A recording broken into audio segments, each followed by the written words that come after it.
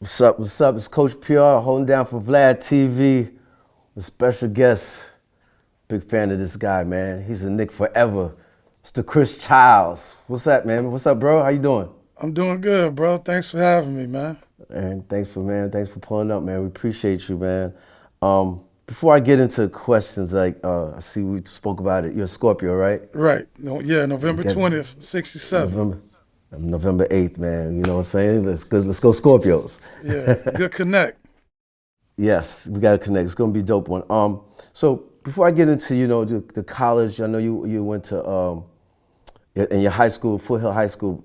You was basketball always your thing? Nah, really, baseball is my favorite sport.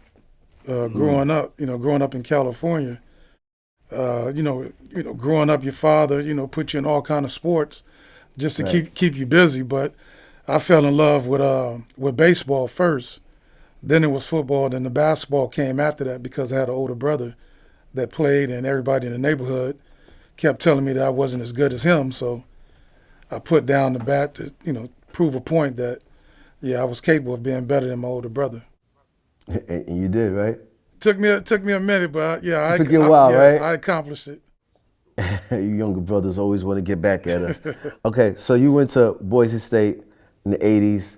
You just lifted the whole program, helped their basketball. One of the only players to play every game that you started, right? Every game. Yeah, For 4 years, right? yeah, for 4 years, start every game. Yeah, Wow. So, you're in Hall of Fame in Boise State? in Hall of Fame, and my coach is just being inducted. He'll be inducted this month, so it'd be good to see him get involved too because he made me the player that I was, at the time I was playing. Right. So you put all that work and then go to Boise State, did what you had to do, but then wasn't drafted NBA. Yeah, it was a long journey. Went from being in Sports Illustrated as one of the best guards in the West, going to the NBA draft, camp in Chicago.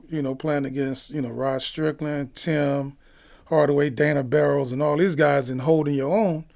You would think that I would have an opportunity. I knew I wasn't going to be a lottery, but I thought I'd be a Right. late first round draft pick. But didn't get drafted, and rightfully so. I wasn't mature enough at the time to take on the responsibilities of being in the NBA. I didn't think that then, but longer in my career, I figured that I wasn't ready because I didn't know how to control um, other men to get their respect and not just talk about it, but do the things necessary to be a point guard to lead a team. So I didn't warrant the opportunity to be in the NBA at that time. So you look back at it now and figure that's what it was. It was the maturing part. Yeah, it was most definitely the maturing part. Not taking basketball as serious as I should at that time. Not being focused and not understanding what it means to be a point guard. You can't just go out there and play the game. You have to know and learn the game and know everybody else around you that's on your team. Very good, right? The leader of the team, especially the point guard, right? Right, absolutely. On the court. Okay, so you went to the CBA, played with the Quad City Thunder. How did that, sit well? How did that sit with you now that you're in the CBA? Well, initially I went to I think it was like Rapid City, South Dakota. That's the team that drafted me, and I think it was Eric Musselman or Bill Musselman, one of those guys that were coaching the team, and didn't like. I just came from Boise State, so I wasn't trying to go to the snow again, in South Dakota, and didn't like the Right. coach at the time because he told me that since I was a rookie, I wasn't going to play, and I'm out playing the veterans, and so he ended up trading me. I ended up getting traded, I think, to the Rockford Lightning. So I ended up moving around to like 5 different teams before I got to Quad City. Okay. Spent 5 years, had to deal with some personal issues along the way. Went and talked to John Lucas, spent some time at the John Lucas Center. Him being an ex-point guard in the NBA, him going through the trials and tribulations that he went through. He was a good teacher for me. And a lot of the Right. stuff that I learned along the way came from being under John. How did then you went through the personal issues? How did that How did that happen? When did that happen to you? Like, Well, in the CBA, the year that I was in Quad City, was overindulging in drinking, partying, not taking on my responsibilities. Had kids at the time, and just one day I woke up, had missed practice, and looked at my son, and I can see the disappointment in his eyes. Of the person that he looked up to the most was at that time disappointing. And so I just did a self-evaluation, got on my knees and prayed, called the owner of the team and told her that I was ready to make a change in my life. And her name was Ann DeLong. She was the owner. And this is very rare. This doesn't usually happen. She went with me, got her jet. We got on the plane and flew to Houston. And she came with me. So I owe a lot to her, rest in peace, for allowing me to stay with the team until I got some help, and then allowing me to come back. And once I came back, man, it's just like the lights came on and I just went to work. Was it because it was like, okay, now I'm getting some money, in the CBA? Was it females? Why? Like, because it was drinking, right? You was drinking. Yeah, like, but it wasn't no money in the CBA because it was like $500 and it was like $350 at the taxes. I mean, well, it was more than what you was making before, right? Not necessarily, but we go talk. That's another conversation. So what happened? No, it was just, being young, being immature, thinking that, everybody owed me something, that I was special. All the things that go on when you're abusing yourself, first and foremost. I was abusing myself. I was out there in the streets and doing stuff that I shouldn't have been doing. And at the time, I was married, so it definitely wasn't a good look on me. It was disrespectful to my ex-wife at the time. It was disrespectful to my kids.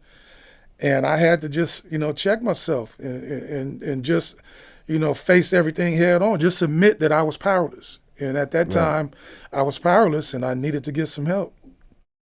And John Lucas helped you out. I know that he has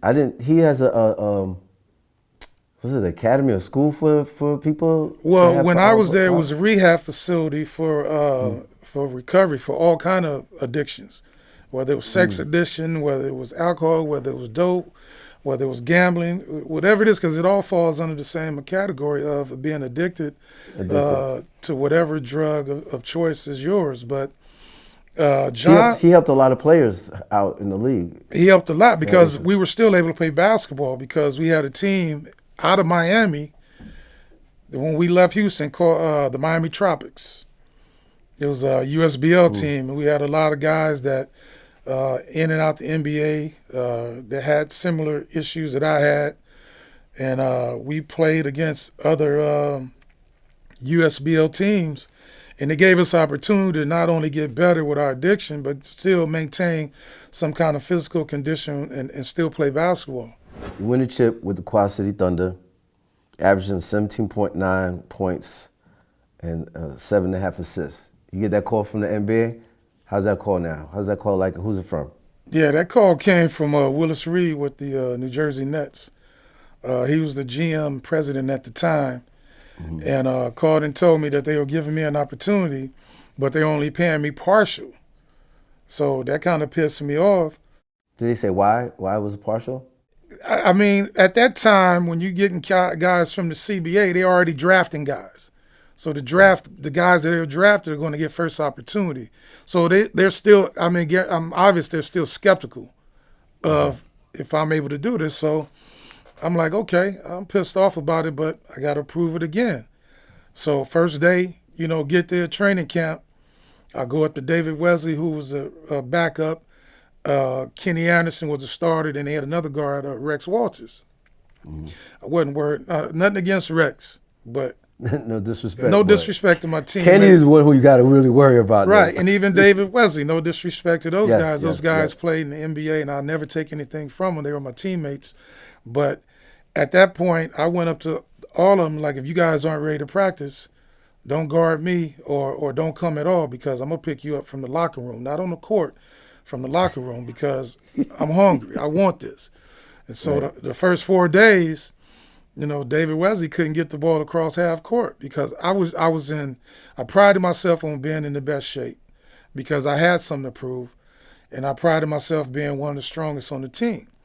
And defense was my thing. And so if I can stop these guys, from scoring and not getting the ball up the court, then that's going to prove to, the higher above that I deserve a guaranteed contract. So they end up trading David to Charlotte and keeping me as the backup.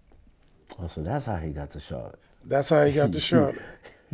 From you, okay. Child's play. No, let me stop. So you had Kenny Anderson on the team. You had Jason Williams, Kendall, Gill. You had some ballers on there, man. Man, we had Derrick Coleman, Armand Gilliam, Chris Morris, Big Dwayne Shenses, Benoit Benjamin, Rex Walters. One of my mentors that taught me how to be a professional in the sport, Rick Mahorn, was on the bench. Big Rick Mahorn. But you didn't stay there long. I was there for 2 years because 2 years. After the first year, then I kept playing well. They ended up trading Kenny to Portland, and then I was a starter. So after that, I had the neon light, and so I played well. I think I was averaging like 15 and 8, 15 and 9, something like that. And then they fired Butch Beard because he was a coach, and they brought in John Calipari. Okay. So I'm a free agent. So I'm out, back home in California. Lakers offer me 5 years. Knicks offer me 6. So I'm waiting on, New Jersey to match the 6. Calipari called me in the office, and he's like, "Nah, I don't think we can give you 6." I was like, "Well, there's nothing else for us to even talk about." See ya.